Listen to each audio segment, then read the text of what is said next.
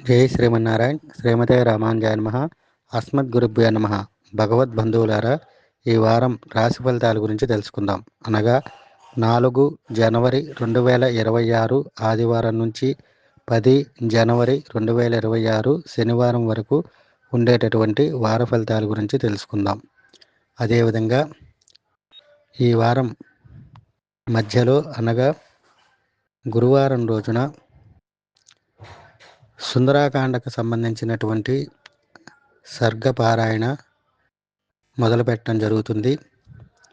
ముఖ్యంగా ఎవరికైనా సరే జాతకంలో రాశి ఫలితాలు అనేటటువంటివి అవి కరెక్ట్గా ఫలితాలు ఇచ్చేటటువంటివి కాదు.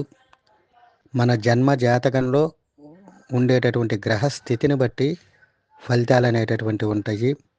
అవి కరెక్ట్గా జరుగుతాయి. రాశి ఫలితాలు అనేటటువంటివి గోచారానికి సంబంధించినటువంటివి, అనగా చంద్రగమనాన్ని అనుసరించి రాశి ఫలితాలు చెప్పడం జరుగుతుంది. ఈ రోజున ఉన్న గ్రహస్థితిని బట్టి రాశి ఫలితాలు చెప్పటం ఉంటుంది. అయితే ఈ రోజు ఉండే గ్రహస్థితి చెప్పేటటువంటి రాశి ఫలితాలు అవి కరెక్ట్గా జరిగేటటువంటివి కాదు. అంటే రాశి ఫలితాలు ముఖ్యంగా మన జన్మ జాతకానికి ఈ రోజు ఉండేటటువంటి గ్రహస్థితిని అన్వయించుకుని మేము చెప్పేందుకుగా ఉపయోగపడుతుంది. కనుక రాశి ఫలితాల్లో వచ్చేటటువంటి ఫలితాలు కొన్నిటి వరకు మాత్రమే ప్రతి ఒక్కళ్ళకి అన్వయించటం అనేటటువంటివి జరుగుతాయి.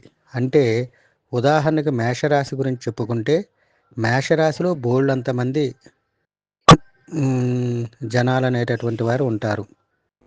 ప్రతి ఒక్కళ్ళకి చెప్పిన రాశి ఫలితం ఒకే విధంగా ఉండదు. నాది మేషరాశి, ఇంకోళ్ళది మేషరాశి, ఇంకోళ్ళది మేషరాశి అన్నప్పుడు మేషరాశి ఫలితాలు చెప్పినప్పుడు అందరికీ ఒకే విధంగా వర్తించదు. ఎందుకంటే వారి జన్మ జాతకంలో నక్షత్రము, రాశి, జన్మ లగ్నము, ఆ లగ్నంతో పాటుగా రాశిలో ఉండేటటువంటి గ్రహాలు ఒకళ్ళకి ఒకే విధంగా ఉండవు. అందువలన కొన్ని పాయింట్ల వరకు మాత్రమే వర్తిస్తాయి. అయితే ఇవన్నీ ఎందుకు చెబుతున్నామంటే, రేపు గురువారం నుంచి నిజంగా రాశి ఫలితాలు చెప్పుకుంటూ ఖచ్చితమైనటువంటి రెమెడీస్ ఉపయోగపడే విధంగా చేయబోతున్న ప్రయత్నము. ఎవరికైతే ఉద్యోగ సమస్యలు, వివాహ సమస్యలు, అదేవిధంగా ఇతరత్రా సమస్యలు జాతకంలో ఉన్నాయో, అదే వారికి నేను చెప్పేటటువంటి సర్గ ఏదైతే ఉంటుందో అది వినటము, దానికి సంబంధించినటువంటి కార్యక్రమం చేయటం వలన వారికి ఖచ్చితమైన ఫలితం వచ్చి ఆ రెమెడీ వలన వాళ్ళకి అనుకూలమైనటువంటి సమస్యల నుంచి చక్కటి పరిష్కారం అనేది లభిస్తుంది. అందువలన గురువారం నుంచి సుందరాకాండ పారాయణకు సంబంధించినటువంటి ఒక్కొక్కటి చెప్పటం అనేటటువంటివి జరుగుతాయి. కనుక ఈ విషయాన్ని భక్తులందరూ గమనించవలసిందిగా కోరుచున్నాను. ఈరోజు గ్రహ గమనాన్ని గనక గమనించినట్టయితే, మిథున రాశిలో గురుగ్రహం వక్రస్థానంలో సంచరిస్తున్నది.